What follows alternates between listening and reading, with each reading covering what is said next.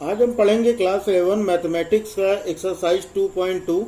इसके पहले मैंने चैप्टर 1 पूरा सॉल्व करा दिया है, समुच्चय, और इसके पहले की एक्सरसाइज और उसके बेसिक्स और 2.2 के बेसिक्स इसके पहले मैंने करा दिए हैं। उसके लिंक आपको डिस्क्रिप्शन में मिल जाएगा या फिर आपको ऊपर आई वाले बटन पे भी मिल जाएगा, और वीडियो के लास्ट में भी आपको इसके अगले वीडियो की लिंक मिल जाएगी। तो जाके वीडियो को देखिए और पूरी चीजें समझिए और देखिए कि कितना आसान है मैथ सॉल्व करना। आज हम सॉल्व करेंगे एक्सरसाइज 2.2। तो मान लीजिए कि ए सेट दिया गया है 1, 2, 3 से लेके 14 तक, और आर उसका रिलेशन दिया गया है x y is such that 3x minus y is equal to 0, जहां एक्स और वाई जो है वो बिलोंग करते हैं ए से।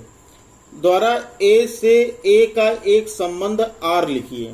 चलो यहां पर हम क्या करते हैं कि हम पहले तो इसके संबंध के लिए क्या करते हैं कि सबसे पहले हम क्या करते हैं कि इसका एरो डायग्राम पिछले वीडियो में मैंने समझाया था इसके बेसिक्स क्लास में। तो वहां पर एरो डायग्राम से अगर हम ये एक्सरसाइज सॉल्व करेंगे तो बहुत ही आसान हो जाएगा। तो देखो एरो डायग्राम के लिए क्या करते हैं कि हम दो इस तरह से ऐसे शेप बना लेते हैं। यहां पर क्या कह रहा है हमें आर से संबंध, मतलब ए से ए का संबंध। इसका मतलब ये जो हमारा आर है ये हमारा ए टू ए होगा। ठीक, दूसरी चीज देखो, अब ए टू ए हो गया तो इसका मतलब क्या हो जाएगा कि ये भी ए है और ये भी ए है ना। क्या कह रहा है ए में, जो कह रहा है ए में कह रहा है कि 1 से लेके 14 तक है। तो ए में दोनों ए ही तो हैं, तो दोनों में 1 से लेके 14 तक लिख देते हैं। 1, 2, 3, 4, 5, 6, 7, 8, 9, 10, 11, यहाँ लिख देते हैं 12, 13 और 14, ये हो गया। यहां पर भी वही चीजें लिख लो, 1, 2, 3, 4, 5, 6, 7, 8, 9, 10, 11, 12, 13 और ये 14, ये लिख लिया दोनों ए और ए में। इसने ये तो कहा कि ए द्वारा ए से ए का एक संबंध लिखना है, तो लिख दिया भैया ए में भी 14 और दोनों ए हैं तो इसमें भी 14। उसके बाद ये क्या कह रहा है, यहां पर देखो जो हमारा समीकरण दिया ना 3x minus y is equal to 0, क्या दिया 3x minus y is equal to 0। हम यहां पर क्या रखते हैं कि x की ऐसी वैल्यू रखें और y की ऐसी वैल्यू रखें जो समीकरण सॉल्व करने पे 0 हो जाए। तो मैंने ये देखा कि इसको हम इधर ट्रांसपोज कर लें अगर, तो ये 3x is equal to minus y है तो उधर जाएगा तो y हो जाएगा। इसका मतलब y इज इक्वल टू क्या हो जाएगा 3x। अब हम x की वैल्यू इधर से रखते जाएंगे और y की वैल्यू निकालते जाएंगे। देखो x की वैल्यू यहां पर क्या कह रहा है कि x की वैल्यू हमको यही समीकरण संतुष्ट करना है। तो यहां पर हम x की वैल्यू अगर हम रखें 1, x की वैल्यू रखो 1, तो y बराबर हो जाएगा 3 गुणे 1 यानी बराबर 3, यानी 1 और 3। देखो तो यहां से हम एरो लगा देते हैं 1 से 3 का, यानी पहला रिलेशन हमको मिल गया 1 और 3 का। फिर x इज इक्वल टू 2 रखें अगर, तो y is equal to 3 into 2 हो जाएगा, तो 3 2 जा 6 हो जाएगा।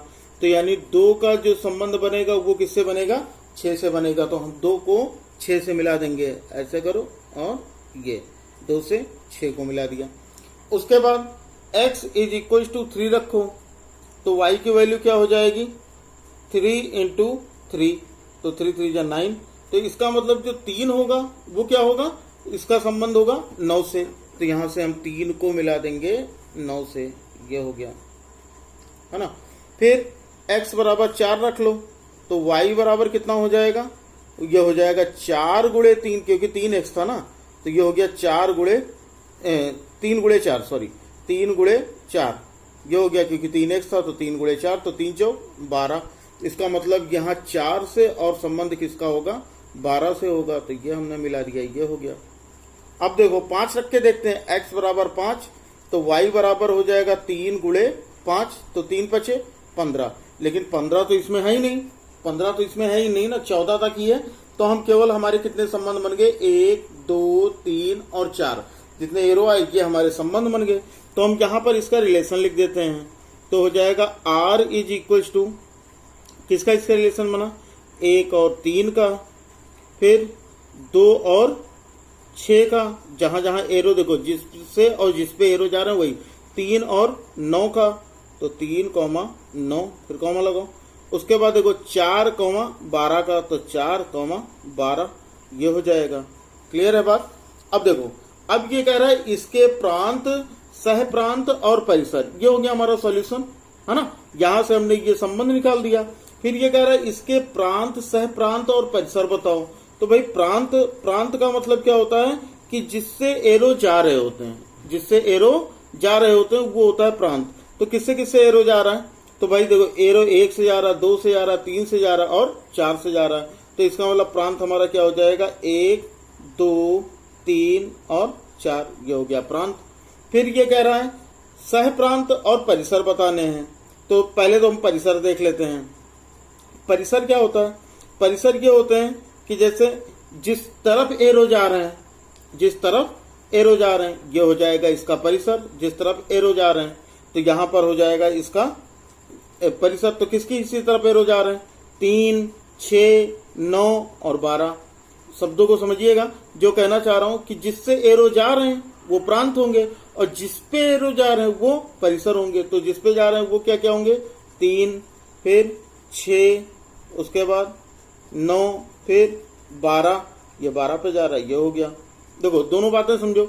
यहां पर अगर हम संबंध से समझें तो यहां पर जो एक्स वाले होंगे ना वो सारे के सारे प्रांत होंगे। एक्स जो होंगे, देखो इसमें क्या होता है, ये एक्स है, ये वाई है, ये एक्स है, ये वाई है, ये एक्स, ये वाई, ये एक्स, ये वाई, है ना। तो एक्स जो होंगे वो प्रांत होंगे और वाई जो होंगे वो सारे के सारे परिसर होंगे। फिर आ जाता है कि सह प्रांत बताओ भैया। तो यहां पर देखो सह प्रांत हम कैसे, सह प्रांत का मतलब ये होता है कि दूसरे वाले सेक्शन में, दूसरे वाले फिगर में जितने के होंगे, जिसपे एरो आ रहा है, जिसमें जितने भी होंगे सबके सब। तो इसमें क्या क्या आ रहा है? इसमें 1 से लेके 14 तक सब तो आ रहे हैं। तो 1 से लेके 14 तक इसका क्या हो जाएगा? सह प्रांत। 1, 2, 3, 4, 5, 6, फिर 7, 8, 9, 10, 11, 12, 13 और 14, ये हो जाएगा इसका सह प्रांत। ठीक है ना।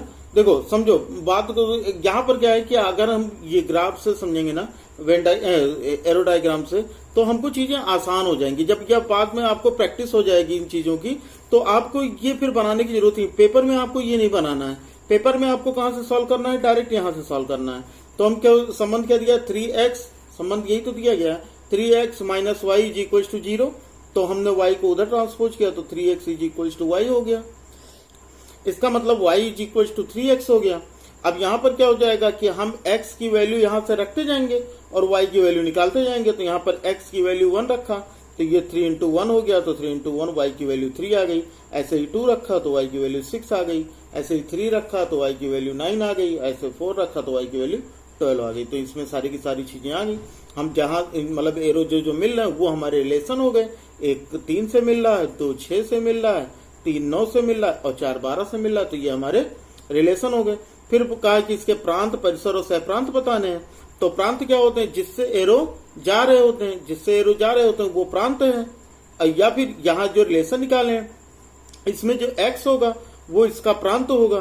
परिसर जिसपे एरो जा रहे हैं, ग्राफ एरो डायग्राम से समझो, तो जिसपे एरो जा रहे हैं वो क्या होंगे? उसके परिसर होंगे। तो ये परिसर हो गया। हाँ, या फिर ये समझ लो रिलेशन जो निकाले उसमें y वाले जितने होंगे वो उसके परिसर हो जाएंगे। फिर सह प्रांत क्या है? सह प्रांत है इस वाले सेक्शन में जो आएंगे सारे के सारे, दूसरे वाले गोले में जो आ रहे हैं वो सारे के सारे सह प्रांत हो जाएंगे। तो 1 से लेके 14 तक हमको क्वेश्चन में दिया ही था। तो ये सारे के सारे क्या हो गए? इसके सह प्रांत हो गए। क्लियर है? तो ये हो गया हमारा क्वेश्चन नंबर 1। अब देखो क्वेश्चन नंबर 2, प्राकृत संख्याओं के समुच्चय पर r जो दिया गया है रिलेशन वो x y is such that y is equal to x plus 5। x संख्या 4 से कम एक प्राकृत संख्या है और x और y जो बिलोंग करते हैं n से। n का मतलब वही प्राकृत संख्या, नेचुरल नंबर है। द्वारा एक संबंध r परिभाषित कीजिए। इस संबंध को रोस्टर रूप में इसके प्रांत और परिसर लिखिए। पहला है रोस्टर रूप में लिखो और उसके बाद यह है कि इसके प्रांत और परिसर लिखने हैं। ये 2 पार्ट हो गए इसके। तो देखो सबसे पहले क्या करना है, सबसे पहले हम क्या करते हैं कि एक एरो डायग्राम बना लेते हैं। तो एरो डायग्राम में क्या करना है हमें, नेचुरल नंबर्स ये कह रहा है कि एक से नेचुरल नंबर, तो नेचुरल नंबर क्या होते हैं, यानी जो संख्याएं एक से शुरू होती हैं, यानी जो संख्याएं हम गिनने के लिए प्रयोग करते हैं वो होती हैं प्राकृतिक संख्याएं, नेचुरल नंबर्स। और ये कह रहा है, केवल इतना ही कह रहा है कि एक्स जो है वो एक्स संख्या 4 से कम एक प्राकृतिक संख्या है।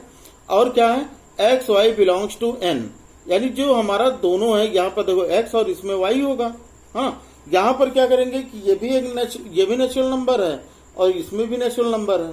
तो नेचुरल नंबर क्या होते हैं, 1 से 2 3 4 ऐसे करते हुए ये कुछ भी हो सकते हैं, मतलब कहीं तक भी जा सकते हैं। और यही इसमें भी है, यही इसमें भी है। तो हम क्या लिख देंगे, 1 2 3 4, और ये भी ऐसे ऐसे करके ये नेचुरल नंबर तक ये चलाएगा, है ना। अब ये कह रहा है कि जो एक्स संख्या वो 4 से कम एक प्राकृतिक संख्या है।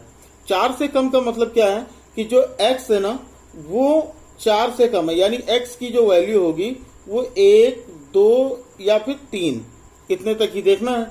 फिर हमको देखो क्वेश्चन में ये कहा गया कि y is equal to x plus 5, तो y इज इक्वल टू हमें दिया गया x प्लस 5। हम क्या करेंगे, यहाँ पर x की वैल्यू रखते जाएंगे और y की वैल्यू निकालते जाएंगे। क्लियर है ना, x की वैल्यू रखते जाओ और y की वैल्यू निकालते जाओ। x हमें क्या रखना, 1 2 और 3। तो यहाँ पर अगर हम x इज इक्वल टू 1 रखें तो y इज इक्वल टू हो जाएगा 1 प्लस 5 यानी 6। यानी यहां से देखो 1 2 3 4 5 6 7 8, बढ़ा लो ऐसे कुछ, है ना। तो यानी एक जो होगा वो क्या हो जाएगा, 6 हो जाएगा। तो एक का संबंध हम किससे लगाएंगे, 6 से। 1 और 6 का मतलब संबंध आ गया 1 और 6 का। फिर अगर हम x इक्वल टू 2 रखें तो y इज इक्वल टू हो जाएगा 2 प्लस 5, यानी ये कितना हो जाएगा, 7 हो जाएगा। यानी 2 का संबंध किससे हो जाएगा, 7 से हो जाएगा। सही है। उसके बाद x बराबर 3 रख लो तो ये क्या हो जाएगा, y बराबर 3 प्लस 5, तो 3 और 5 कितना हो जाएगा, 8। यानी ये जो 3 होगा इसका संबंध होगा 8 से। तो मिल गया भाई हमको। अब हमको इसी को हम लिख लेते हैं रोस्टर फॉर्म में। तो रोस्टर में क्या रिलेशन क्या, r क्या क्या हो जाएगा, देखो संबंध 1 और 6 का, 2 और 7 का, फिर 3 और 8 का। ये हो गया हमारा संबंध, यही हो गया हमारा रोस्टर रूप। सही है। अब देखो दूसरा पार्ट क्या कहा इसने, दूसरा कहा इसके प्रांत और परिसर बताओ।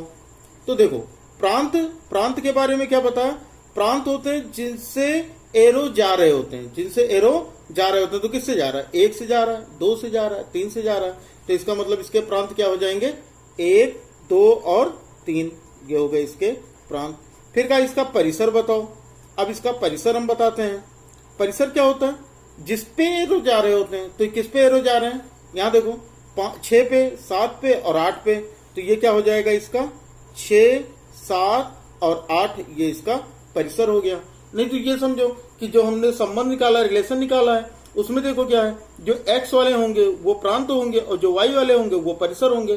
भाई ये x है, ये y है, ये x ये y, ये x ये y है कि नहीं है। तो x वाले जो होंगे वो प्रांत होंगे और y वाले जो होंगे वो क्या होंगे, परिसर होंगे, है ना। ये x y आपको पेपर में नहीं लिखना है, ये केवल मैं समझाने के लिए बता रहा हूँ। आप डायरेक्टली जैसे पहले क्वेश्चन किए ना उसी तरह से कर लो, ये समझाने के लिए केवल बता रहा हूँ। तो ये आप समझ जाओ, ये आपको पेपर में लिखने नहीं है। क्लियर है ना बात। तो ये सॉल्व हो गया हमारा क्वेश्चन नंबर 2।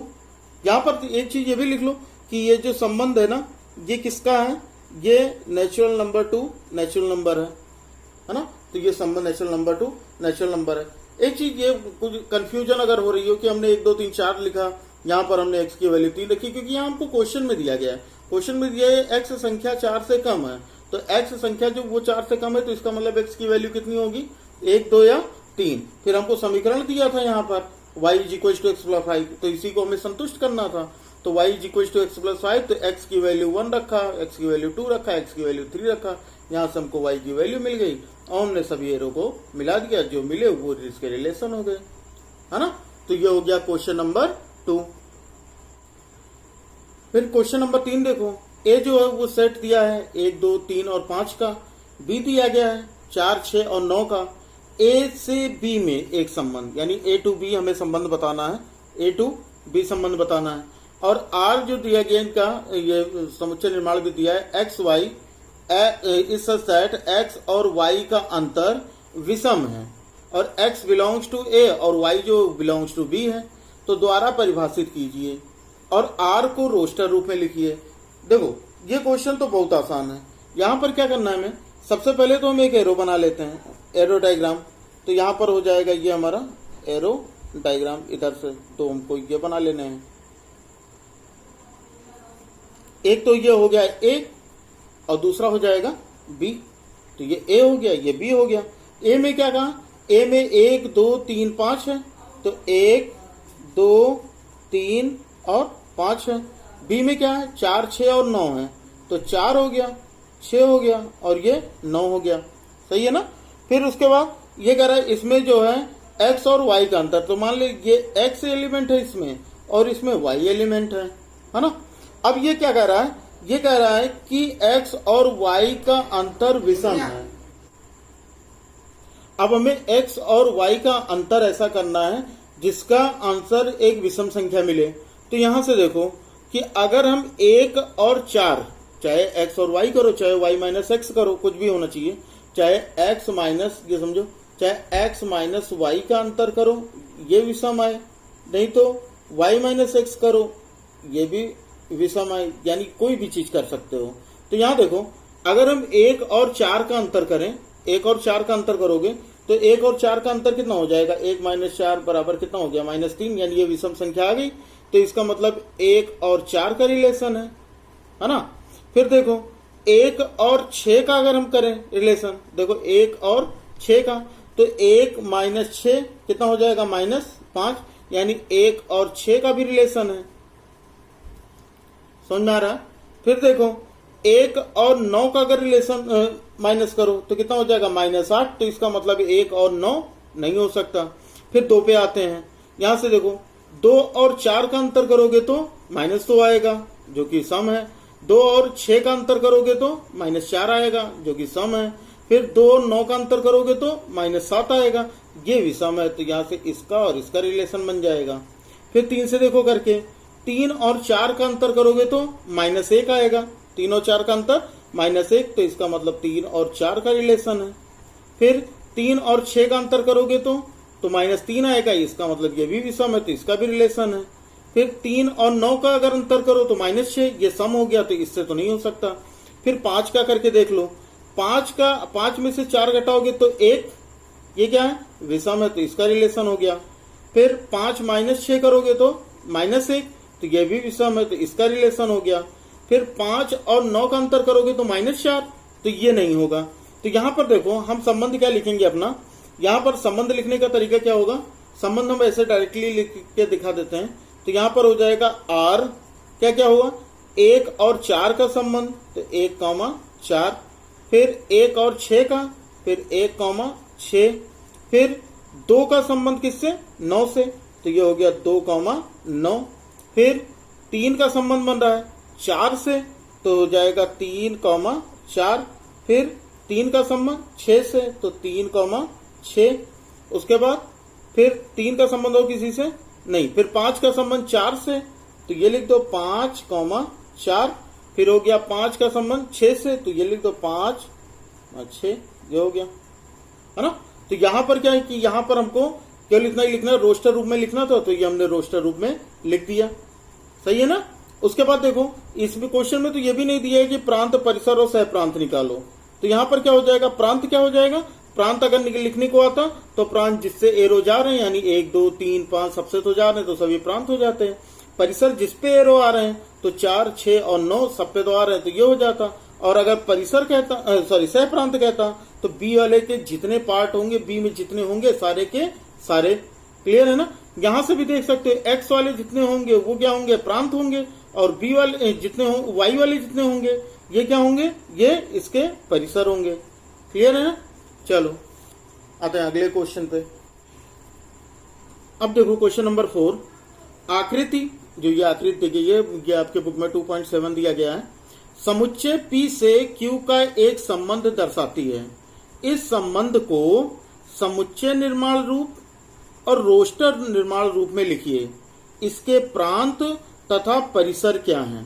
प्रांत तथा परिसर क्या है? तो देखो भाई क्या कह रहा है, सबसे पहले इसमें फिगर तो हमको पहले से ही दिया गया है, एरो डायग्राम को पहले से ही दिया गया है, तो इसका हम रोस्टर रूप लिख लेते हैं। सबसे पहले देखो, सबसे रोस्टर रूप से आसान रोस्टर रूप क्या होता है, क्या हमको केवल ब्रैकेट में कॉमा में लिखने हैं, तो हम जो आसान होगा ना वो सबसे पहले करना। तो इसका रोस्टर रूप क्या हो जाएगा, 5 और 3, फिर 6 और 4,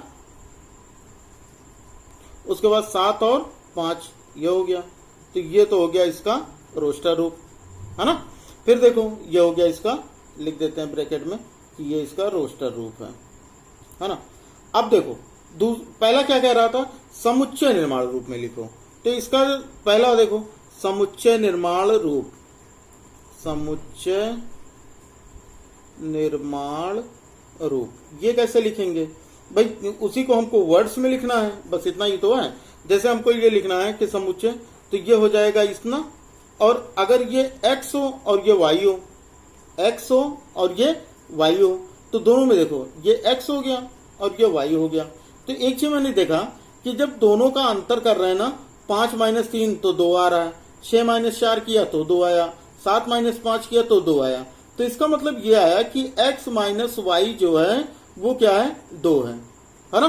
तो इसको हम क्या लिख सकते हैं, r, फिर दोनों में x y है तो हम ये लिख देंगे x, y, फिर इस सेट लगा देंगे। उसके बाद ये देखा कि x और जो y है इसका अंतर 2 है, तो x - y is equal to 2, x - y is equal to 2। अच्छा, इसको इस तरह से भी लिख सकते हो, या फिर ये लिख लो, और x इज इक्वल टू, इसको उधर लेके चले जाओ तो ये क्या हो जाएगा, 2 + y, या फिर ये लिखना चाहो y is equal to x - 2। देखो काट देते हैं थोड़ा, इसको हम क्या क्या लिख सकते हैं, x - y is equal to 2, या इसको लिख सकते हो x इक्वल टू 2 + y, या इसको लिख सकते हो y is equal to x - 2। तो यहां पर क्या है कि इन तीनों में से कुछ भी लिखो, इन तीनों में से कुछ भी लिखोगे वो सही होगा आपका। इन तीनों में से कुछ भी लिखोगे, x - y is equal to 2, या फिर y को उधर ट्रांसपोज किया तो x इक्वल टू 2 + y, या फिर y की वैल्यू अगर निकालनी तो y हम इधर ले आएंगे और 2 इधर कर देंगे, तो ये हो जाएगा y, और 2 इधर आएगा तो माइनस हो गया, तो y is equal to x - 2। इस तरह से कुछ भी, यानी कोई एक लिखना है आपको ना, इन तीनों में से कोई एक लिखना है। तो हमको सुटेबल ज्यादा बुक में तो यही दिया होता है, लेकिन इनमें से आप कोई भी लिख सकते हो। तो यहां पर हो गया, ये हो गया हमारा।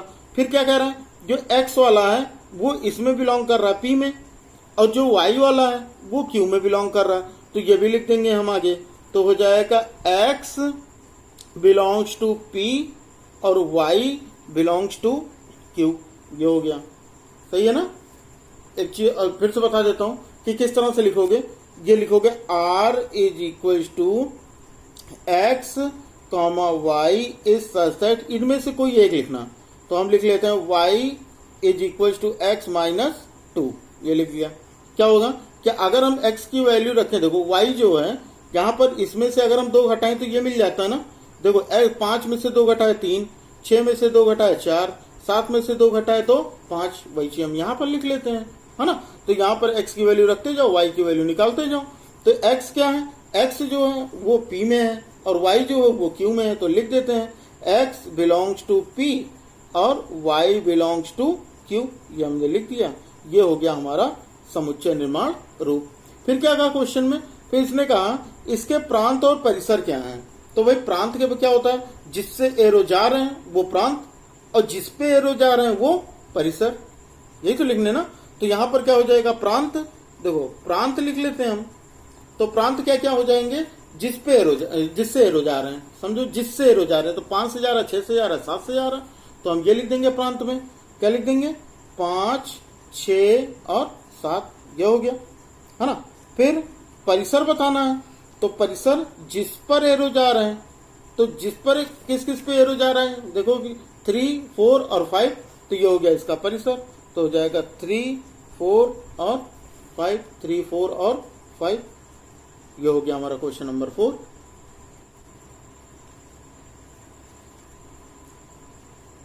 अब देखो क्वेश्चन नंबर 5, मान लीजिए कि a 1, 2, 3, 4 और 6 है ना। मान लीजिए कि आर ए पर इसका मतलब क्या हो गया, आर ए पर, तो यहां पर हो जाएगा ए से ए का रिलेशन हमें बताना है आर ए पर, है ना। तो यहां पर हो गया आर का जो संबंध होगा वो ए टू ए बताना है। आर ए पर A comma B is such that A B belongs to A, संख्या ए तथा संख्या बी को यथावत विभाजित करती है, द्वारा परिभाषित एक संबंध है। तो पहला क्या है, आर को रोस्टर रूप में लिखिए, आर का प्रांत ज्ञात कीजिए और आर का परिसर ज्ञात कीजिए। क्वेश्चन देखो, थोड़ा सा ये देखो, इतना बड़ा क्वेश्चन देख के डर जाते हैं बच्चे, लेकिन डरने की चीज नहीं है। देखो कितना आसान है, पहले क्वेश्चन पढ़ लिया करो, फिर समझ लो उसको कि किस तरह सॉल्व करना है। सबसे पहले क्या है, हमें ये दिखाई दिया ना कि हमको ए से ए का रिलेशन बताना है, तो हम क्या करते हैं, सबसे पहले दो डायग्राम इस तरह से बना लेते हैं। दो डायग्राम इस तरह से बना लेंगे, ये हो जाएगा और दूसरा ये हो जाएगा, ठीक। और ये क्या है, ये भी ए है और ये भी ए है। यहां पर क्या कहा इसने, यहां से इसने ये कहा कि ए में जो है वो 1 2 3 4 और 6 है, तो हम लिख देंगे दोनों में यही चीज है, क्योंकि दोनों तो ए है, तो 1 2 3 4 और 6। यहां पर 1 2 3 4 और ये 6 हो गया, सही है ना। यहां पर देखो, फिर ये कह रहा है क्वेश्चन में कि ए बिलोंग्स टू ए और बी बिलोंग्स टू ए, यानी इसमें भी क्या है, ए है ये वाला, और ये क्या है, इसमें बी एलिमेंट है। दोनों ए और बी में, ए और बी जो है वो ए में बिलोंग करते हैं। अब दोनों में सेम है तो बिलोंग करते हैं दोनों में। फिर क्या है, संख्या ए तथा संख्या बी को यथावत विभाजित करती है। क्या करना है हमें, यहां पर देखो, जो हमारा संख्या बी है ना, ये इस तरह समझो, जो बी है अगर हम उसको ए से डिवाइड करें तो उसका जो शेषफल है वो क्या होना चाहिए, 0 होना चाहिए। जो शेषफल है वो 0 होना चाहिए। अब हम इसमें यही चीजें हम देख लेंगे कि कौन कौन सी ऐसी चीजें, कौन कौन से नंबर है बी वाला है जिसको अगर हम ए से डिवाइड करें तो वो 0 हो जाए। तो भाई एक को देखो, एक को अगर हम 1 से डिवाइड करें, एक को अगर 1 से डिवाइड किया तो 1 1 के 1 यानी ये 0 हो गया। तो इसका मतलब इसका और इसका रिलेशन हो गया। अब एक को किसी और संख्या से कर सकते हैं, अगर हम एक को 2 से विभाजित करें, एक को 2 से, तो ये हो जाएगा 0 टाइम जाएगा तो 1 से फल बच जाएगा। तो इसका मतलब कि अब 1 के बाद अब ये किसी संख्या से एक जो है वो विभाजित पूरी तरह से नहीं होगी। अब 2 का चेक करो, 2 को अगर 1 से डिवाइड करोगे तो 1 दूनी 2, सही है ना। तो शेषफल इसका कितना बचा, 0 बचा। तो इसका मतलब 2 से जो है वो 1 से जो है वो 2 भी 2 का रिलेशन बनेगा। फिर 2 को 2 से करो, अब 2 को अगर 2 से करोगे तो एक ये हो जाए, 2 को अगर 2 से करोगे तो 2 1 के 2, तब भी शेषफल कितना है, 0 है। तो ये समझ गए किस तरह से करना। तो इसका मतलब 2 का जो रिलेशन होगा वो 2 से होगा। अब देखो, क्या 2 जो है वो 3 से विभाजित होगा, 2 4 से विभाजित होगा या 2 5 6 से विभाजित होगा, 2 तो अब किसी से नहीं विभाजित होगा। 3 का यही कॉन्सेप्ट देख लो, 3 किससे किससे विभाजित होगा, 3 1 से विभाजित होगा, क्योंकि 1 से तो सभी संख्या विभाजित होती है ना। तो 3 जो है वो 1 से हो गया, 2 से तो नहीं होगा लेकिन 3 से हो जाएगा। तो ये 3 का रिलेशन बन गया। अब देखो 3 जो है 4 से नहीं होगा और 6 से नहीं होगा, है ना। फिर 4 देखो, 4 जो है वो 1 से विभाजित होगा, 4 1 से विभाजित होगा, 4 जो है वो 2 से विभाजित होगा, 3 से नहीं होगा, 4 से होगा, और 6 से तो 4 होगा ही नहीं। फिर 6 देखो, 6 जो है वो किससे होगा, 1 से होगा, फिर 2 से होगा, फिर 3 से होगा, 4 से तो होगा नहीं, 6 से होगा, तो ये 6 से लगा दिया। ये देखो इतने सारे रिलेशन बन गए, कितना बने, 1 2 3 4 5 6 7 8 9 10 11 12, है ना। तो यहां पर देखो इतने सारे रिलेशन बन गए। अब हम इसको लिखेंगे कैसे, अब ये कहते ये तो बहुत ज्यादा ये हौच पौच हो गया। तो यहाँ पर क्या है कि यहाँ पर आप लोग ना कलर पेन का यूज किया, या फिर पेपर में जब बनाना होगा तो इसमें गलती हो जाती है, तो पहले पेंसिल से कर लेना, है ना। उसके बाद फिर जब लगे कि हाँ पूरी तरह से ये सही हो गया, उसके बाद आप उसको पेन से उसके ऊपर पेन कवर कर देना। लेकिन यहाँ पर क्या है, कलर पेन का यूज करो तो ज्यादा सही रहेगा, क्योंकि यहाँ पर फिर एक का, जैसे एक अगर हम रेड से करते तो हमको 1 का पता लग जाता, 2 अगर हम ब्लू से करते, 3 हम ब्लैक से करते, 4 जो ग्रीन से करते, इस तरह से करते कलर से, तो ये ज्यादा आसान होता है याद करना ना, यहाँ पर इसको समझना। तो हम इसका रिलेशन लिख देते हैं। तो इसका रिलेशन हो जाएगा, पहला रोस्टर रूप में लिखना है, तो चलो रोस्टर रूप में लिख लेते हैं भाई। तो क्या क्या रिलेशन बना, सबसे पहले 1 और 1 का रिलेशन बना, है ना। फिर 1 और 2 का रिलेशन बना। फिर अब देखो 1 और 2 का, फिर 2 से अब 2 पे आते हैं, 2 और 2 का रिलेशन बना। उसके बाद फिर 3 पे आते हैं, 1 और 2 का हो गया। फिर 3 पर आते हैं, 1 और 3 का हो गया। फिर 3 और 3 का हो गया। उसके बाद फिर 1 और 4 का हो गया। फिर 2 और 4 का हो गया। फिर 4 और 4 का हो गया। ये सारे के सारे रिलेशन बन रहे ना। फिर उसके बाद देखो 3 हो गया, 4 हो गया। फिर 6 का देखो, 6 में क्या है, 1 से था, 1 से विभाजित हो रहा था 6, 2 से विभाजित हो रहा था 6, 3 से विभाजित हो रहा था 6, और उसके बाद 6 से विभाजित हो रहा था 6। तो इतने सारे ये हो गए इसके रिलेशन, है ना। फिर दूसरा का है, इसके प्रांत बताओ। दूसरा देखो, इसके प्रांत बताने हैं। तो प्रांत क्या होते हैं, जिससे एरो जा रहे होते हैं। प्रांत क्या होते हैं, जिससे एरो जा रहे होते हैं। तो इसमें देखो किससे एरो जा रहा है भाई, 1 से भी जा रहा, 2 से भी जा रहा, 3 से भी जा रहा, 4 से भी जा रहा और 6 से भी जा रहा। तो इसका मतलब ये सारे के सारे क्या होंगे, इसके प्रांत होंगे। तो यहां लिख देंगे कि 1, 2, 3, 4 और 6 ये हो गए इसके प्रांत। फिर देखो, फिर इसने कहा इसका परिसर बताओ। तो ठीक भाई, परिसर भी बता देते हैं। समझ गए होगे अब तक। परिसर क्या होता है, जिस पर एरो आ रहे होते हैं। तो किस पर एरो आ रहे हैं, यहाँ पे देखो सब पे तो आ रहे हैं, 1 पे आ रहा है, 2 पे आ रहा है, 3 पे आ रहा है, 4 पे आ रहा है, 6 पे आ रहा है, यानी सब पे तो आ रहा है। तो ये सारे के सारे क्या हो जाएंगे इसके परिसर। तो लिख देंगे 1, 2, 3, 4 और 6 ये हो गया इसका परिसर। तो ये हो गया हमारा क्वेश्चन नंबर 5, है ना। फिर क्वेश्चन नंबर 6 देखते हैं। क्वेश्चन नंबर 6 देखो, ये क्या कह रहा है, ये कह रहा है आर, जो रिलेशन दिया गया है वो दिया गया है, x plus 5 is such that x belongs to set 0, 1, 2, 3, 4, 5, है ना, द्वारा परिभाषित संबंध r के प्रांत और परिसर ज्ञात कीजिए। के प्रांत और परिसर ज्ञात कीजिए। देखो यहाँ पर क्या होता है, ये क्या कौन सी चीज आ गई भाई, x और x plus 5। तो अगर इस तरह से है ना, तो बिल्कुल डरना नहीं, बिल्कुल बहुत आसानी से देखो, बहुत आसान से समझ में आ जाएगा। क्या है कि ये हम अब तक क्या पढ़ते थे, हमको इस तरह से ये लिखा मिलता था कि r is equal to x और y, ऐसे ही तो लिखा होता था। और यहाँ सच दैट लिखा, फिर y इज इक्वल टू लिखते थे x प्लस 5, और यहाँ पर फिर x बिलोंग्स टू, और ये हो जाएगा सेट 0, 1, 2, 3, 4, 5। ये इस तरह से हमारा लिखा होता था। क्लियर ना।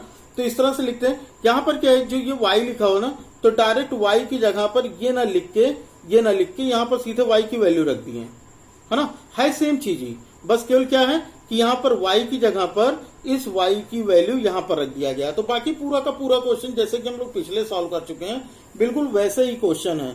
तो ये आपको नहीं लिखना, ये मैं आपको समझाने के लिए बता रहा हूँ ना। तो ये आपको नहीं लिखना। यहाँ पर क्या है कि जैसे यहाँ पर हमें x और x प्लस 5 दिया गया, तो ये x है और ये y ही है। लेकिन बस क्या है कि हमको बाद में y की वैल्यू दी जाती थी, यहाँ पर जो y की वैल्यू हो वो इसी ब्रैकेट्स में ही लिख दिए गए हैं, हाँ। तो ये सेम बिल्कुल क्वेश्चन वैसे ही है। तो इसको हम कैसे सॉल्व करेंगे, तो यहाँ पर सबसे पहले हमें क्या लिखना है, हम यहाँ पर रिलेशन इसको रोस्टर रूम में लिख लेते हैं। तो रोस्टर रूम में लिखने का तरीका देखो क्या हो जाएगा। यहाँ पर x की, ये x बिलोंग करता है, तो यहाँ पर हमको ग्राफ बनाने की जरूरत नहीं, वो डायग्राम बनाने की जरूरत नहीं है, क्योंकि यहाँ पर हमको ये नहीं दिया गया ना कि किससे किसका रिलेशन है, ये तो दिया नहीं गया है। तो इसलिए ये r का r से रिलेशन है, या a का a से है, x का x से है, y का y से, क्या भी कुछ इस क्वेश्चन में कुछ दिया नहीं गया। तो यहाँ पर क्या एरो डायग्राम नहीं बनाएंगे, ये डायरेक्ट लग जाएगा। कैसे लग जाएगा, x की वैल्यू जो दी गई, x बिलोंग करता है 0, 1, 2, 3, 4, 5 से, यही तो कहा ना। तो यहाँ पर क्या है, x की वैल्यू रखते जाओ और y की वैल्यू निकालते जाओ। जैसे यहाँ पर x प्लस 5 दिया गया है, तो ये y is equal to x plus 5 दिया ना, तो y की वैल्यू हमें निकालना है। तो x की वैल्यू 0 रखोगे तो y की वैल्यू कितनी आ जाएगी भाई, 5 आ जाएगी। अगर x की वैल्यू x की वैल्यू 0 रखने पर, यही तो आया। अगर x की वैल्यू 1 रखो तो y की वैल्यू क्या हो जाएगी, 1 प्लस 5, यानी ये 6 हो जाएगा। अगर x की वैल्यू 2 रखो, x की वैल्यू 2 रखो, तो y की वैल्यू 2 प्लस 5, तो कितना हो जाएगा 7 हो जाएगा। समझ में आ रही बात? तो यहां पर ऐसे ही रखते जाओ, तो x और y ही तो हुए, तो यहां पर x की वैल्यू क्या रखे 0, तो इसकी वैल्यू क्या आ जाएगी 0 प्लस 5, यानी ये 5 हो गया। ठीक है, यहां पर x की वैल्यू अगर 1 रखो, यहां पर x की वैल्यू अगर 1 रखो, तो y की वैल्यू 1 प्लस 5, तो 1 प्लस 5 कितना हो जाएगा 6 हो जाएगा। सारे वैल्यूज ये रख दो, है ना, सारे वैल्यूज रख दो, रिलेशन अपने आप रोस्टर बन जाएंगे। x की वैल्यू 2 रखो, तो अगर हम x की वैल्यू 2 रखें तो y की वैल्यू 2 प्लस 5 यानी ये 7 हो जाएगा। x की वैल्यू 3 रखो, x की वैल्यू 3 रखो, तो y की वैल्यू 3 प्लस 5 8 हो जाएगा। x की वैल्यू 4 रखो, तो 4 प्लस 5 कितना हो जाएगा 9 हो जाएगा। अब वही चीज x की वैल्यू क्या रखें 5 रखें, तो यहां पर 5 प्लस 5 कितना हो जाएगा 10 हो जाएगा। तो ये हो गया हमारा रोस्टर रूप, है ना। अब यहां पर हमें क्या बताना है, इसके प्रांत बताने हैं। तो भाई प्रांत में क्या होता है, जो x वाले होते हैं वही तो प्रांत होते हैं। यहां पर देखो इसमें जो बना है, तो यहां पर क्या है, ये x ये y, ये x ये y, ये x ये y, यही से ही तो होंगे x और y। फिर क्या है, ये एक्स वाई आपको फिर से बता दे रहा हूँ, ये पेपर में नहीं लिखना आपको, ये केवल समझाने के लिए लिख रहा हूँ ना, तो ये समझ जाओ बस, आपको लिखना नहीं। तो एक्स वाले जितने होंगे वो क्या होंगे प्रांत होंगे। तो लिख दो भाई क्या क्या है, एक्स 0 है, 1 है, 2 है, 3 4 और 5, ये हो गया 0 1 2 3 4 5, ये हो गया। फिर हमें क्या बताना है, परिसर बताना है। तो परिसर जो वाई वाले होंगे वो सारे के सारे क्या हो जाएंगे परिसर हो जाएंगे। तो y में देखो क्या क्या है, 5 है, 6 7 8 9 10, यही हमको लिख देना है। 5 6 7 8 9 और 10, ये हो गया, इसका परिसर हो गया, है ना। तो आसानी समझ में आ गया होगा। तो केवल यही चीज समझनी थी यहाँ पर कि अगर ऐसे x प्लस 5 दिया तो इसका मतलब क्या कि ये y की वैल्यू है, ये y की वैल्यू है। जो यहाँ रखो ना वो यहाँ पर रखेंगे, यहाँ पे रखेंगे, तो ये x की वैल्यू होगी और ये y की वैल्यू होगी। तो यहाँ से हमारा ये रोस्टर रूप इस तरह से बन जाएगा। ठीक, तो हो गया क्वेश्चन नंबर 6। आगे देखते हैं क्वेश्चन नंबर 7।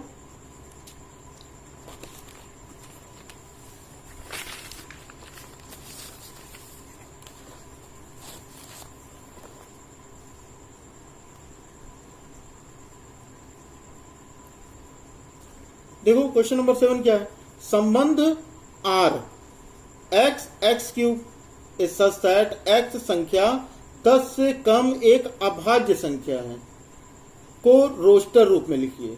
को केवल रोस्टर रूप में, यहाँ पर आपको कुछ प्रांत और परिसर तो लिखना ही है। तो रोस्टर रूप में इससे बिल्कुल सेम वैसा ही क्वेश्चन है, ये x है और ये y की वैल्यू हो गई। यानी अगर x की वैल्यू 1 रखोगे तो y की वैल्यू कितनी हो जाएगी 1 हो जाएगी। x की वैल्यू 2 रखोगे तो इसकी वैल्यू कितनी हो जाएगी 8 हो जाएगी। लेकिन क्वेश्चन पढ़ो, x जो है संख्या 10 से कम एक अभाज्य संख्या है। अभाज्य संख्या क्या होती है, अभाज्य संख्या ऐसी संख्या होती है जो एक और खुद के अलावा किसी और से विभाजित ना होती हो, एक और खुद के अलावा।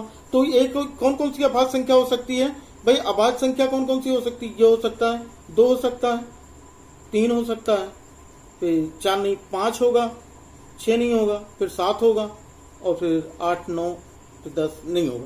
तो यहाँ पर क्या हो गया 2 3 और 5, ये हो गए इसके x हो गए। तो हमको यहीं से रोस्टर रूप निकाल देना, इसका क्या हो जाएगा r। अब देखो x की वैल्यू क्या रखेंगे 2 रखेंगे, तो यहाँ पर भी 2 रखो, तो 2 की पावर 3 कितना हो जाएगा 2 2 जा 4 2 जा 8, यहाँ रखो 3, तो यहाँ हो जाएगा 3 का क्यूब, तो 3 का क्यूब कितना 27 यानी 27। फिर यहाँ 5 रखो तो ये हो गया 5 और यहाँ 5 का क्यूब हो जाएगा, तो 5 पंचे 25 पंचे 125। फिर यहाँ 7 रखोगे तो कितना हो जाएगा, यहाँ पे 7 का क्यूब हो जाएगा, तो 7 का क्यूब कितना हो जाएगा 343, ये हो गया आंसर। आसान है ना। यहाँ पर देखो ये फिर सेम वही है, x है और ये y है। तो यहाँ पर हम जो भी वैल्यू रखेंगे, इसने कह दिया x संख्या जो है वो 10 से कम एक अभाज्य संख्या है। तो अभाज्य संख्या हमने देख लिया 10 से कम कौन कौन सी है, 2 है 3 है 5 और 7 है। तो यहाँ पर हमने दोनों की जगह केवल वैल्यू रखते चले गए। यहाँ 2 रखा 2 की घात 3, 3 रखा 3 की घात 3, 4 रखा 5 रखा 5 की घात 3, फिर 7 रखा 7 की घात 3, और ये हमारा रोस्टर रूप मिल गया। ठीक है, तो ये हो गया क्वेश्चन नंबर 7 भी। अब क्वेश्चन नंबर 8 देखते हैं। क्वेश्चन नंबर 8 क्या दिया है, मान लीजिए कि a और सेट दिया गया है एक्स वाई जेड, और बी दिया गया है 1 और 2, ये सेट दिया गया 1 और 2। तो ए से बी के संबंधों की संख्या ज्ञात कीजिए। तो संबंधों की संख्या, इसके पहले जो 2.1 पढ़ाया था उसके बेसिक्स में ये मैंने बता दिया था कि भाई संबंधों की संख्या क्या होती है, नंबर ऑफ रिलेशंस। तो ये चीज याद रखो कि जो संबंधों की संख्या होती है ना, संबंधों की संख्या वो क्या होता है, वो होता है ए क्रॉस बी के उप समुच्चयों की संख्या, के उप समुच्चयों की संख्या। अब देखो उप समुच्चयों की संख्या, यहां पर क्या होता है उप समुच्चयों की संख्या। हम क्या बोले थे कि अगर हमें मान लो कि ये निकालना हो कि ए क्रॉस बी में कितने अवयव होंगे, यानी अगर हमें number of A cross B निकालना हो तो हम क्या निकालते थे, इसके पहले वाले में पढ़ा था कि number of A cross B ये होता अलग अलग नंबर ऑफ ए, यानी ए में जितने अवयव होंगे, और इंटू नंबर ऑफ बी यानी बी के जितने अवयव होंगे, यही हो जाता है। तो यहाँ पर देखो ए में अगर हमें इसमें निकालना है कि कितने ए क्रॉस बी के कितने इसमें संबंध होंगे, मतलब कितनी संख्याएं होंगी ए क्रॉस बी के। तो यहाँ पर देखो ए क्रॉस बी अगर हमें निकालना है तो यहाँ पर क्या हो जाएगा, ए में कितना है 1 2 3, तो यहाँ पर 3 है, और बी में कितना 1 और 2, तो ये 2 हो गया। तो कुल कितने हो गए इसके 6 हो गए, यानी इसके जो ए क्रॉस बी की जो संख्या होगी ना ए क्रॉस बी में, तो वो कितने होंगे 6 होंगे, है ना। तो यहाँ पर हमें समुच्चयों की संख्या निकाल लेनी है, क्योंकि ए क्रॉस बी के समुच्चयों की संख्या चाहिए ना। तो अगर हमें समुच्चयों की संख्या निकालनी है तो ये हमने समुच्चय वाले चैप्टर में पढ़ा था। क्या होता है, समुच्चयों की संख्या जो होती है, समुच्चयों की संख्या जो होती है वो क्या होता है, वो 2 की पावर n होती है ना। कितना होता है 2 की पावर n। तो यहाँ नंबर ऑफ एलिमेंट्स यानी अवयवों की संख्या। तो हमको तो ये पता लग गया ना ए क्रॉस बी में कितने अवयव थे, 6 अवयव। तो हमको यहाँ से पता लग गया, तो ये हो जाएगा 2 की घात 6। तो 2 की घात 6 कितना हो जाएगा, 2 की घात 6 करने पर 2 दूनी 4 दूनी 8 दूनी 16 दूना 32 दूना 64, यानी इसका हो जाएगा 64। तो ये हो गया इसका आंसर, 64 हो गया इसका आंसर। समझ में आ गया होगा। फिर से देखो एक बार क्या कह रहा था, ये कह रहा था कि मान लीजिए कि ए जो है वो एक्स वाई जेड है और बी जो है 1 2 है। तो ए से बी के संबंध बताने थे, ए संबंधों की संख्या ज्ञात कीजिए। तो संबंधों की संख्या होती है ए क्रॉस बी के उप समुच्चयों की संख्या। क्या होता है, ए क्रॉस बी के उप समुच्चयों की संख्या, है ना। तो हम क्या सबसे पहले तो ए क्रॉस बी निकालेंगे ना कि ए क्रॉस बी में कुल कितने अवयव होंगे ए क्रॉस बी में। तो ये भी हमने पढ़ा था समुच्चय वाले में कि इसके पहले 2.1 के बेसिक्स में कि ए क्रॉस बी जो होता है वो क्या होता है, number of A into number of B, यानी ए के जो एलिमेंट है और बी के जो एलिमेंट है उनका मल्टीप्लाई। तो यहाँ पर देखो ए में कितने एलिमेंट थे 3, तो ये 3 लिख दिया। बी में कितने थे 2, तो 2 लिख दिया, तो 3 6। ये तो आ गया कि ए क्रॉस बी में अवयवों की संख्या। अब उप समुच्चयों की संख्या निकालनी, तो उप समुच्चयों की संख्या क्या होती है 2 की पावर n, और n क्या होता है, ये होता है इसके ए क्रॉस मतलब अवयवों की संख्या। तो हमको ये पता लग गया कि ए क्रॉस बी के अवयव कितने होंगे, ए क्रॉस बी के अवयव कितने हैं 6।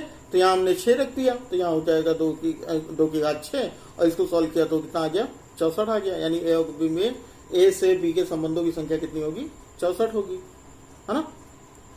चलो आगे देखते हैं। देखो अगला क्वेश्चन देखो दिया गया है, मान लीजिए कि आर जेड पर, जेड क्या है, जेड का मतलब होता है पूर्णांक, है ना, इंटीजर से होते हैं वो जेड यहां पर लिखा गया। जेड क्या है, पूर्णांक है। जेड पर R is equal to A comma B is such that A और बी बिलोंग्स टू जेड। तो ए माइनस बी एक पूर्णांक है द्वारा परिभाषित एक संबंध है। आर के प्रांत तथा परिसर याद कीजिए। यहां पर आपको कुछ नहीं निकालना, केवल प्रांत और परिसर बताना है। तो समझो बात, ये कह रहा है ना, ये कह रहा है कि जो दो, तो पहले हम क्या बना लेंगे, 2 बना लेते हैं